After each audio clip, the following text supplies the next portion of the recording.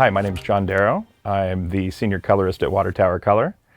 I'm back at the LG Roadshow. Big difference that I saw from last year to this year is the G5 panel. It is incredible. Something that stood out to me was the extra black level that you get with the reflections in the room turned on. I didn't think that last year it was that bad, but seeing it back to back and lined up, I see that it's a huge improvement now, removing those micro lenses from the panel. It's nice to see that people at home are going to have a much better display. The level of color accuracy that LG gives you is hugely important, and that's because most of the time we're not working off of these consumer displays. We're working off professional reference displays. And what you never want is you never want to have a color bay or a DI theater where you walk into and each display looks different. So achieving 100% color volume is so paramount, because now you can actually have a very good representation on the larger consumer display than exactly what you get on your smaller reference display. Another nice thing is that I feel comfortable then having my clients approve something on those displays versus us all crowding around a small little 30-inch. It allows for more of a representation of what the end user, or why we make films in the first place, to share them. And so I think that it's really a benefit, and we've come a long way in the last few years, where now it's starting to be very hard to tell the differences. It is in the subtleties, it is in the details. These consumer displays are getting more and more better, and it's just getting to a point now where they're excellent. And I love this, because now when you're at home, it truly is as it was intended. And that's all we ever asked for, right? Please give me the same thing that we saw in the finishing suite. We want that at home, and we're getting closer and closer to that.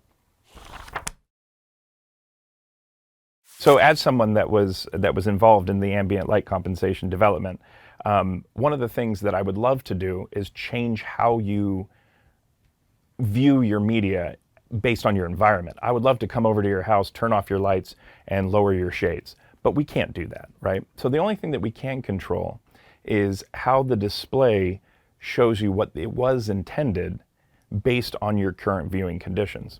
And one of the ways that that happens is on every G5 TV, you basically have an ambient light detector, right? And that measures the general brightness of your room. So all we're doing is we're just compensating for whatever the viewing condition is, and we're able to see what the artistic intent was. I'm Mike Smith. I'm a consultant for the movie industry. And I do a lot of image processing and color science work. We basically, the industry embraced filmmaker mode several years ago when it was introduced by the UHD Alliance, which makes the TVs basically disable the post-processing to make the images look like they were intended to look. And in filmmaker mode, the TV tries to recreate the luminance and color levels of the reference sort of display, and it's mission accomplished. Basically, you get a very high quality picture that looks like it was intended to look. The idea with the algorithm is it uses the light sensor that's on the TV, and the light sensor can sense when the room is bright, and it compensates the image according to our process. And when the light sensor senses the image, the room is dark, then it goes back and turns off the processing and the algorithm and just is regular filmmaker mode again. We work with colorists that are used to working in in dark rooms, and we put them in this bright room. We made the room bright with the lights, and we basically had them adjust this parameter that compensated the image, so they were satisfied that the picture matched creatively with the reference environments, sort of the way the reference environment would look. And then we demonstrated it to different groups in Hollywood to get their input and feedback, and it was generally very positive. And then we codified it in the standard at UHD Alliance, and it's been released. That's what I believe LG's implemented in the new TVs this year. So it's exciting.